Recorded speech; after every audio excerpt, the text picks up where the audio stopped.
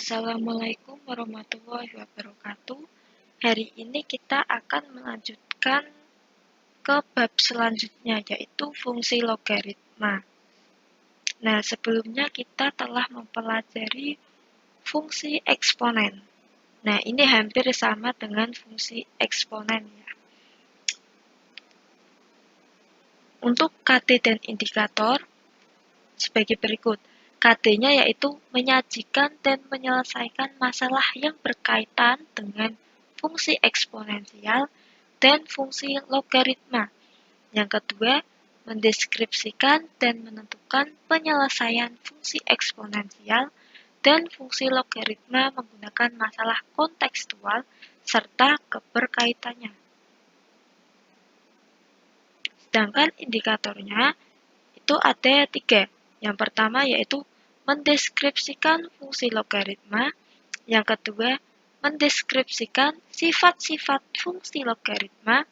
Yang ketiga, menggambarkan grafik fungsi logaritma. Nah, sebelumnya kita telah mempelajari eksponensial.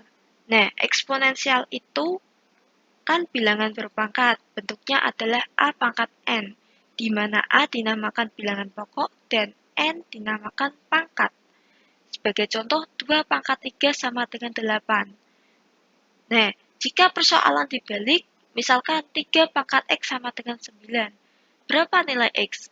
Nah, kalau seperti ini, kita mudah untuk menebaknya. X sama dengan 2.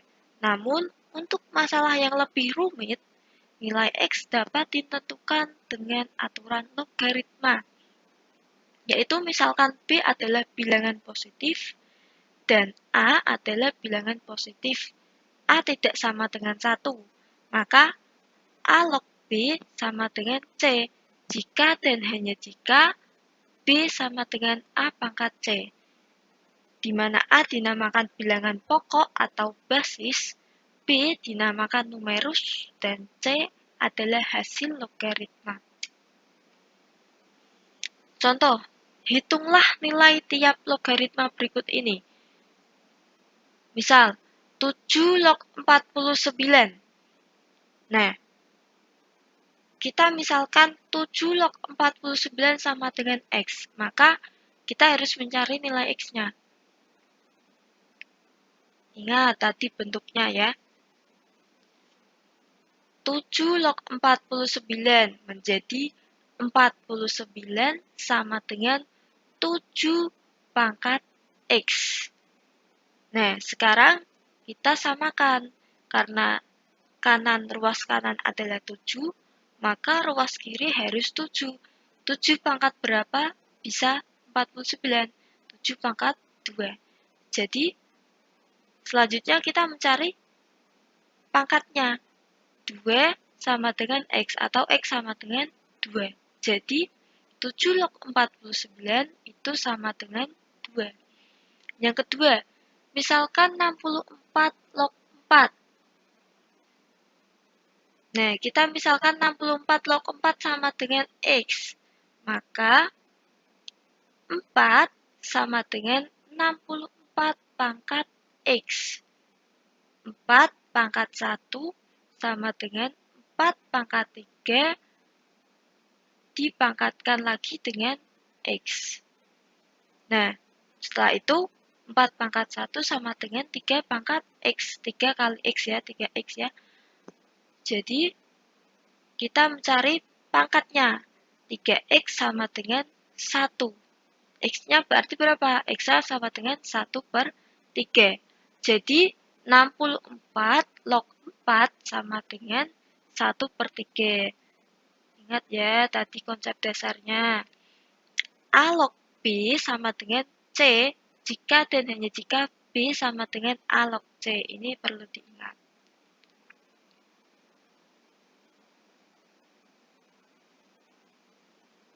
Selanjutnya, kita ke sifat-sifat logaritma. Nah, sifat-sifat logaritma itu ada 9. Yang pertama, A log A itu sama dengan 1. A ini sama dengan A ini ya. A log A. Jadi berapapun angkanya itu sama dengan 1 karena dia kembar. Contoh, 2 log 2 sama dengan X. Jadi, X-nya berapa? 2 sama dengan 2 pangkat X, ya. Artinya, 2 pangkat 1 sama dengan 2 pangkat X. Jadi, X-nya berapa? X-nya 1. Nah, ini buktinya ya. Jadi, A ini sembarang bilangan positif lebih dari 1. Tidak sama dengan 1 ya. Jadi, dia akan sama dengan 1 jika diketahui A log A. Sifat yang kedua, A log P kali Q sama dengan A log P plus A log Q. Contoh, 2 log 8 sama dengan 2 log 8 plus 2 log 4. Berapa hasilnya? 2 log 4 kali 8 atau 8 kali 4 sama dengan 2 log 32. 32 2 pangkat berapa? 2 pangkat 5. Jadi 2 log 2 pangkat 5 sama dengan 5. Bu, kok bisa jadi 5, Bu? Karena ingat tadi yang sifat 1. A log A, 2 log 2 itu sama dengan 1. Jadi ini hanya pangkatnya saja, tinggal pangkatnya saja, 5. Selanjutnya kita ke sifat yang ketiga ya. A log P per Q sama dengan A log P min A log Q. Contoh, 3 log 81 min 3 log 27. Nah, jadi 3 log 81 per 27. Berapa 81 bagi 27? Jawabannya adalah 3. Ingat sifat 1. 3 log 3 sama dengan 1 karena ini sama ya. Selanjutnya kita ke sifat yang nomor 4. A log P pangkat N itu sama dengan N A log B. Contoh, bentuk sederhana dari 5 log 125 adalah berapa? 5 log 125 itu sama dengan 5 log, kita bisa ambil ini adalah 5. 5 pangkat berapa bisa jadi 125? 5 pangkat 3. Berarti tinggal pangkatnya saja. Pangkatnya ditaruh di depan. 3 kali 5 log 5.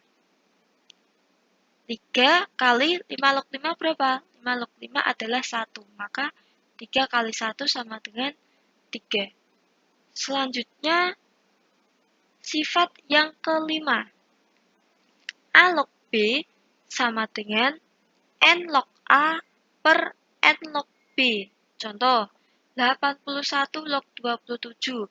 Kita bisa menghitung karena ini adalah ganjil ya, ganjil. Dan kita bisa mengambil angka 3. 3 log 27 per 3 log 81. Nah, 27 itu berapa? 3 pangkat 3. Sedangkan 81, 3 pangkat 4. Jadi tinggal pangkatnya saja. 3 per 4. Nah, ingat tadi sifat yang keempat ya sebelumnya. Selanjutnya, kita ke sifat yang nomor 6. Nah, di sini ada A log B sama dengan 1 per B log A. Dibalik ya, jika diseper, maka B-nya menjadi bentuk depannya ini ya. Sedangkan A-nya dibalik menjadi di sini ya. Jadi, contohnya seperti ini. 64 log 2. Kita bisa menghitungnya dengan cara dibalik dengan menambah 1 per ya. 1 per 2 log 64. 64 itu 2 pangkat berapa? 64 itu adalah 2 pangkat 6. maka jadinya 1/6. Kita harus mencari angka ini harus sama dengan depannya, diusahakan, karena kita bisa mencari isinya, hasilnya ya. Selanjutnya kita ke sifat yang nomor 7. Sifat yang nomor 7, A log B kali B log C itu sama dengan A log C. B-nya ini dicoret ya. Pembuktiannya bisa A log B itu sama dengan kan log B per log A. Sedangkan ini B log C sama dengan log C per log B. Jadi B-nya dicoret ya. Jadi hilang menjadi A log C. Contoh, 3 log 5 kali 8 log 27 kali 5 log 8. Kita urutkan. 3 log 5, cari yang pangkatnya 5. 5 log 8, terus cari yang pangkatnya 8. 8 log 27 diurutkan. Setelah diurutkan, coret-coret ya, menjadi 3 log 27. Sama dengan berapa? 3. Kok bisa 3, Bu? Karena 27 adalah 3 pangkat 3. Jadi hasilnya 3 kali 1 sama dengan 3. Ingat sifat sebelumnya ya. Sekarang ke sifat yang nomor 8. A pangkat N log B pangkat M itu sama dengan M per N kali A log B. Ingat, pangkat yang di belakang di per pangkat yang di depan. Nah, jika pangkatnya sama, maka apa? Menjadi apa? Ya hanya menjadi A log B, karena N per N itu sama dengan 1. Jadi dia tidak dihitung. Sama saja. Jadi hasilnya A log B. Contoh, 62 log 16. 62 itu 2 pangkat berapa? 62, 2 pangkat 6. Sedangkan log 16 ini adalah 2 pangkat 4. Nah, jadinya berapa? 4. Ingat, pangkat yang di belakang dulu. Per pangkat yang di depan. 4 per 6 kali 2, masih utuh ya, 2 log 2. Jadi yang ke depan hanya pangkatnya saja. 4 per 6 kali 2 log 2. 4 per 6 berapa? 2 per 3. 2 log 2 berapa? 1. Jadi 2 per 3 kali 1 sama dengan 2 per 3. Nah, sekarang kita ke sifat yang terakhir. A pangkat A log B itu sama dengan B. Contoh, kita memiliki 3 pangkat 9 log 5. Karena di sini sifatnya berbunyi A pangkat basis A log B, maka kita harus menyamakan bilangan A ini sama seperti basis A pangkatnya ya. Maka kita harus menyederhanakan. 9 itu disederhanakan menjadi 3 pangkat 2. Pangkatkan lagi dengan basis 3 log 5. Jadi berapa? 3 pangkat 2 basis 3 log 5. Selanjutnya, 2 yang ada di sini berpindah ke pangkat belakang. Karena sama ya, jadi 3 pangkat basis 3 log 5 pangkat 2. Karena ini derajatnya sama, maka dipangkatkan ya. Jadi berapa? 3 pangkat basis 3 log 25. Berapa? 25. Karena tadi sifatnya adalah A pangkat basis A log B sama dengan B. Karena ini A-nya sama, maka tinggal B saja. Jadi 3 pangkat 3 log 25 sama dengan 25. Selanjutnya, bagaimana cara melukis grafik fungsi logaritma? Bentuk umumnya tadi, Y sama dengan A log Kx, di mana A ini dia lebih dari 0. Dan A tidak sama dengan 1. K ini dia bisa berubah-ubah, dia lebih dari 0, bilangan positif ya. Dan A dan K itu elemen bilangan real. Langkah-langkahnya bagaimana, Bu? Langkah-langkahnya kita yang pertama yaitu menentukan titik potong grafik dengan sumbu X.